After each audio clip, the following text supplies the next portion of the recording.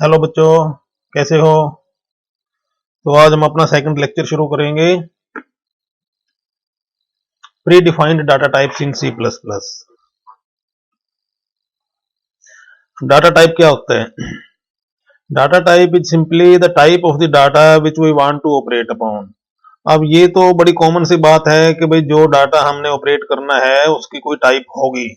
तो इसमें पढ़ने वाली क्या बात है या उसको इतना इंपॉर्टेंस देने की क्या बात है? अब ये एक क्वेश्चन आता है हमारे सामने कि भाई हम अगर अपनी ह्यूमन लाइफ में या मैनुअली अगर हम कोई किसी डाटा को ऑपरेट करते हैं तो उस डाटा के लिए हमें अलग से बताना नहीं पड़ता कि भाई ये डाटा इस टाइप का है।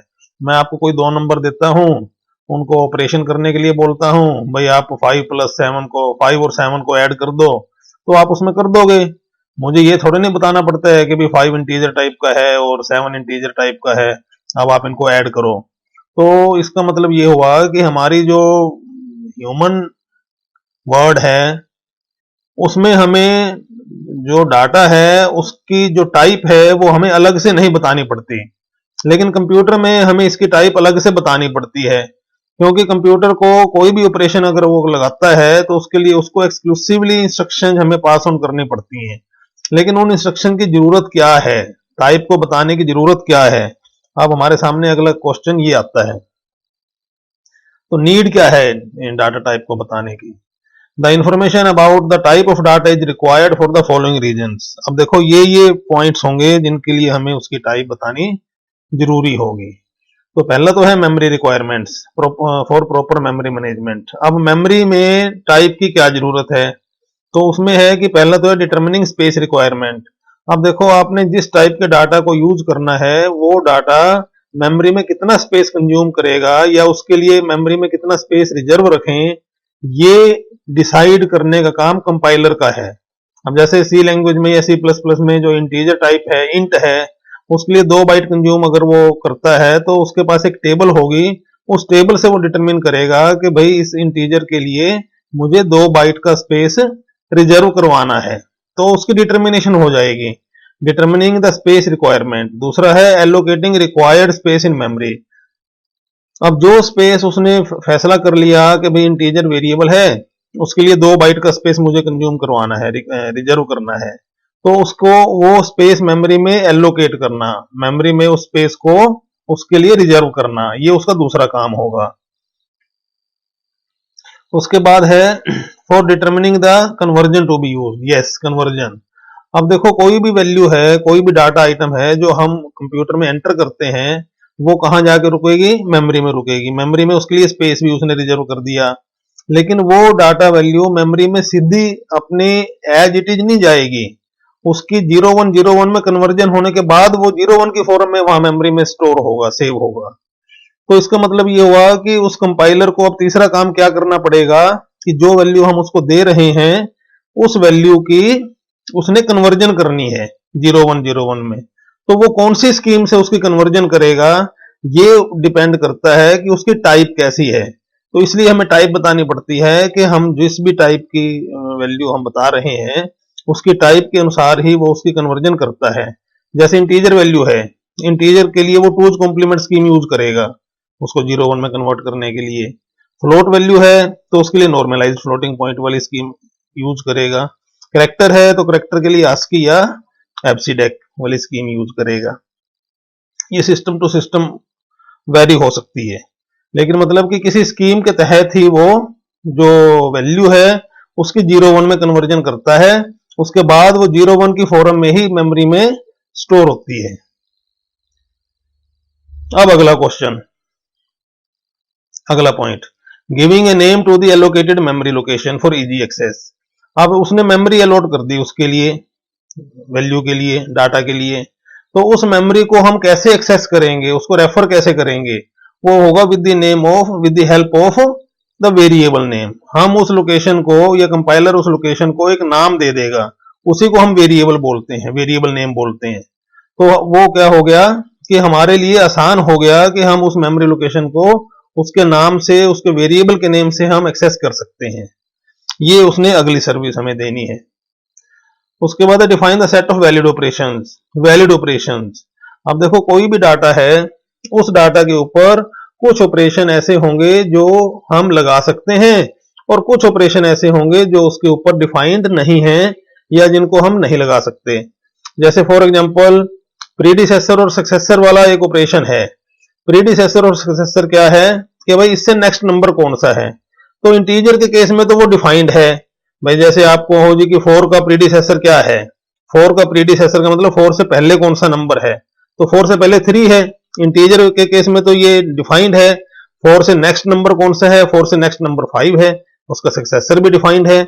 लेकिन अगर आप यही काम सेट ऑफ रियल नंबर में करो कि भाई रियल नंबर है आपके पास कोई 6.7 है रियल नंबर, तो 6.7 का सक्सेसर क्या है, 6.7 से नेक्स्ट नंबर कौन सा है रियल नंबर, वो आप नहीं बता सकते क्योंकि there are infinite many real numbers.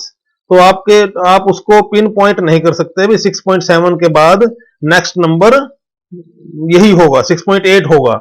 6.8 नहीं होगा भैया, 6.7 और 6.8 के बीच में भी बहुत सारे नंबर होंगे और 6.7 के बीच में 7 और 8 के बीच में उससे ज्यादा और भी बीच में और बहुत सारे नंबर होंगे। तो इस तरीके से जो सेट ऑफ रियल नंबर्स है उस सेट ऑफ रियल नंबर्स में हम ये नहीं बता सकते कि भाई इसका सक्सेसर क्या है। इसका मतलब ये operation set of real numbers के ऊपर डिफाइंड नहीं है। तो इसी तरीके से बहुत सारे ऑपरेशन है। अब जैसे एडिशन का ऑपरेशन है, अब एडिशन का ऑपरेशन आपका न्यूमेरिक वैल्यूज पर तो डिफाइंड है, लेकिन यही ऑपरेशन अगर आप कैरेक्टर्स पर करो, आप कहो जी मैं तो बी और डी को जोड़ता हूं, बी प्लस डी करता हूं, तो बी और डी तो नहीं जुड़ सकते। बी और डी जुड़कर क्या बनेगा, कुछ नहीं बनेगा। तो वो तो कॉन्कैटिनेशन अलग ऑपरेशन है, वो तो कॉन्कैटिनेशन है। बीडी कह दो जी बीडी बन गया, तो वो नहीं। तो अर्थमेटिक ऑपरेशन जो एडिशन का ऑपरेशन है वो कैरेक्टर्स पर डिफाइंड नहीं है। तो कंपाइलर अब तीसरा काम क्या करता है, चौथा काम क्या करता है, define the set of valid operations which we can apply on that data. कि कंपाइलर ये ड्यूटी संभालेगा, ये जिम्मेदारी संभालेगा कि आपने अगर एक बार एक डाटा की टाइप बता दी उसको, तो उसके बाद फिर आप उस डाटा के ऊपर कौन से ऑपरेशन लगाना चाहते हो या कौन सा ऑपरेशन लगाओगे, उसका फैसला या उसके बारे में जो डिसीजन है कि भाई वो वैलिड है या नहीं है, ये कंपाइलर के जिम्मे छोड़ दिया हमने। तो कंपाइलर इस बात का फैसला करेगा कि हम जो ऑपरेशन लगा रहे हैं वो ऑपरेशन उसके ऊपर वैलिड है या इनवैलिड है। अब देखो क्या कहता है, every language give just some basic data types. तो हर लैंग्वेज हमको बेसिक डाटा टाइप्स देती है यूज करने के लिए। अब हम इन डाटा टाइप्स को क्या कहते हैं, प्री डिफाइंड डाटा टाइप बोलते हैं कि भाई जिसके बारे में लैंग्वेज का जो कंपाइलर है, जो ट्रांसलेटर है, वो चीजें जानता है कि भाई अगर मैं उसको बताऊंगा कि भाई मुझे ये वाली टाइप यूज करनी है डाटा टाइप, तो वो उस डाटा टाइप के बारे में जो उसके डिफरेंट काम हैं वो उन कामों को पूरा कर लेगा। कौन कौन से काम हो गए, The meaning of predefined means that the compiler of that language knows the memory requirement, कि उसकी मेमोरी को कितनी जरूरत है, और इंफॉर्मेशन कन्वर्जन स्कीम, कि भाई इंफॉर्मेशन की कन्वर्जन कैसे करनी है, डाटा को जब आप मेमोरी में स्टोर करवाओगे या कंपाइलर स्टोर करेगा तो उसको किस तरीके से 0101 में कन्वर्ट करेगा, वो कन्वर्जन स्कीम उसको पता होगी। And list of valid operation पता होंगे कि कौन कौन से वैलिड ऑपरेशन उसके ऊपर लगाने हैं, वो वैलिड ऑपरेशन की लिस्ट उस कंपाइलर को पहले से ही मालूम होगी।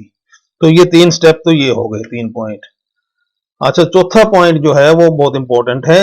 And above all code of operations are pre written in predefined data types. क्या मतलब हुआ कि भाई जो ऑपरेशन हम उसके ऊपर लगाना चाहते हैं या लगाते हैं, उन ऑपरेशन का, क्योंकि कोई भी ऑपरेशन होगा वो अपने आप नहीं लग जाता, उसका एक एल्गोरिथम होता है, उसका एक कोड होता है, तो वो कोड पहले से लिखा होगा, प्री रिटन होगा।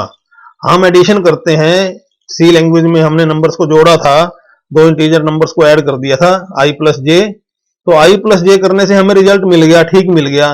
लेकिन i प्लस जे करने का जो एल्गोरिथम है, जो प्रोसेस है, वो प्रोसेस लिखा गया है, वो डिफाइंड है उसमें पहले से, हमें उसको बताना नहीं पड़ा कि भैया इस तरीके से एडिशन करनी है। तो जिन ऑपरेशंस के कोड प्री रिटन होंगे, जिन डाटा टाइप्स के ऊपर जो ऑपरेशन लग रहे हैं, वो सारे डाटा टाइप क्या कहे जाएंगे, प्री डिफाइंड डाटा टाइप बोले जाएंगे।